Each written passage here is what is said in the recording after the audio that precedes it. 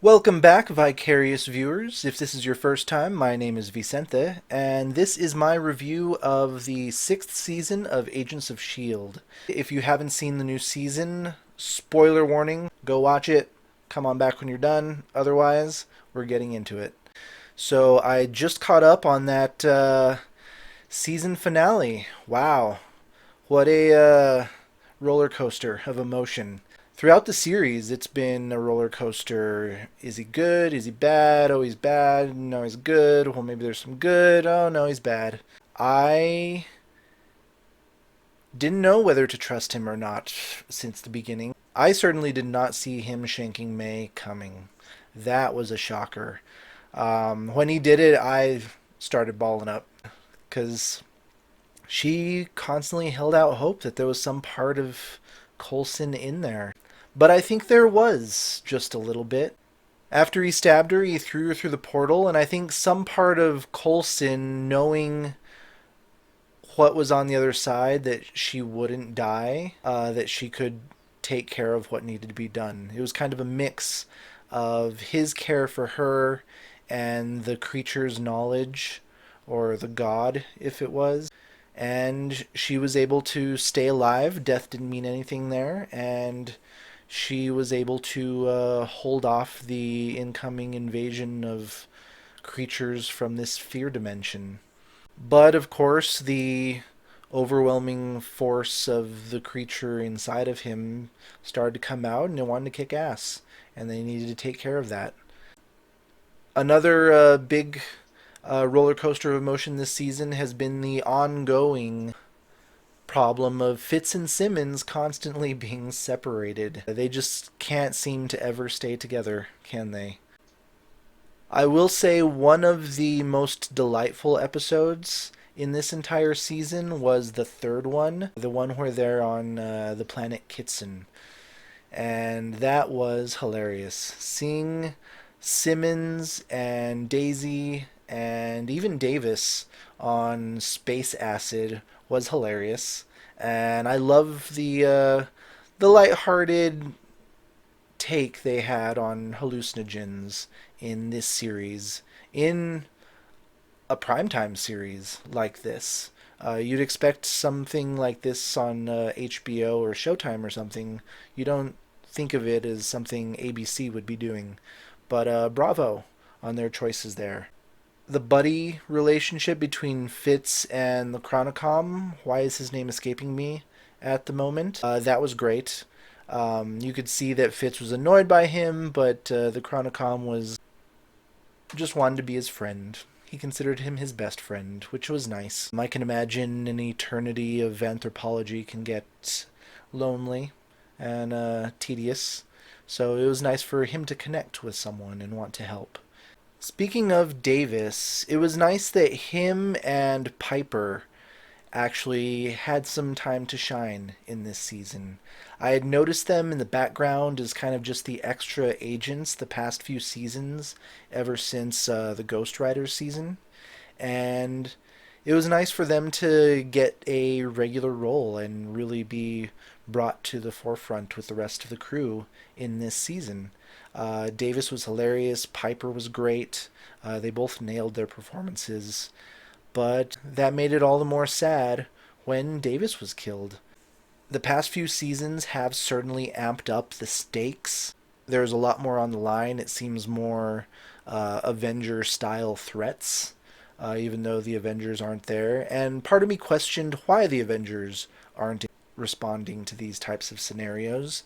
And with the introduction of time travel, not only in the MCU but here, I'm wondering if they're going by the same rules. The MCU explains that if you go back into time, you're not changing the outcome of your future, you're merely creating another reality. You're creating another dimension of time where a new flow has been created. And it makes sense that with all of this time travel through the MCU and here, there's different timelines, different story points are moving off in different directions, and now they're set on a different track than the MCU Avengers, and the MCU Avengers themselves are on their own dimensional track. So that makes sense. It was an interesting choice with the Shrike this season too, having some kind of space parasite zombie infection happening. It was kind of funny when Deke was saying, I should make a zombie shooter game. I bet no one's ever done that before. That gave a chuckle. Speaking of Deke, I didn't know what to think of Deke when he first came back from the future with the rest of the crew. He was a solid character when they did go into the future last season and were trying to reverse the destruction of humanity that had happened and come back to our time. But when he came back, part of me was like, "Oh, cool, we got a new character," and part of me was a little annoyed because I felt that he was just some cheap comedy relief. What could he really offer to the team besides getting in the way and offering some comedic quips?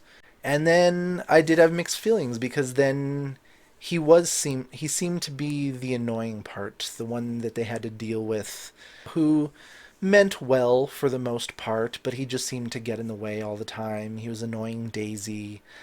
He was building his company for profit and stealing tech, and he just seemed like an extra thread that we didn't really need, even though it was kind of cool. He's the grandson of Fitz and Simmons.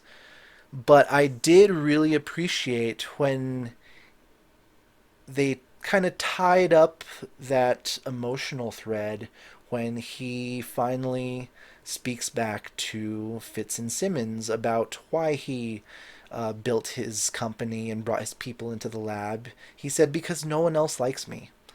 I'm not in my own time. My dimension is gone. All my friends are gone. I annoy you people. The girl I like doesn't like me. I did have a girlfriend and she was crazy. And I can see his motives being in a new world, in a new time, not knowing anybody, but being very smart, getting his brains from Fitz and Simmons and realizing, well, at least I can do something with my time. And so he poured his heart into his tech development, and the company that came up around him was full of yes men. People that liked him, people that enjoyed him, people that applauded his quips and appreciated him. And he needed that, I think. But I think he really needed it from his family, from the people that brought him there. And hopefully going forward, they'll give him that sense of family and appreciation and love going forward. And I think with that, he can thrive and be more productive for the team. So I'm interested to see where his character goes forward from here because at first I liked him last season, was annoyed by him, and now I like him again. He can stick around. What else happened? It is interesting with the Chronicoms how they've slowly been that side threat that's popped up a few times in the background, but they didn't come to the forefront until this season finale. It sets it up for them to be the main villain of next season. And I wonder, now that Enoch is back with Fitz and Simmons, how much time has he already given them? Did they already time travel before this, and how? Because they had the time monolith destroyed, and the new one was in that temple at the time, and I saw them come in and take a core sample from the time monolith. But did they have a sample before? Simmons said that she already had time. Where did they get that other sample from, or how did they time travel before that? What gave them the time? Because it looks like she had already built an entirely new team to come in and pick them up. I also wonder, with this time travel scheme, are we going to get a reappearance of Agent Carter?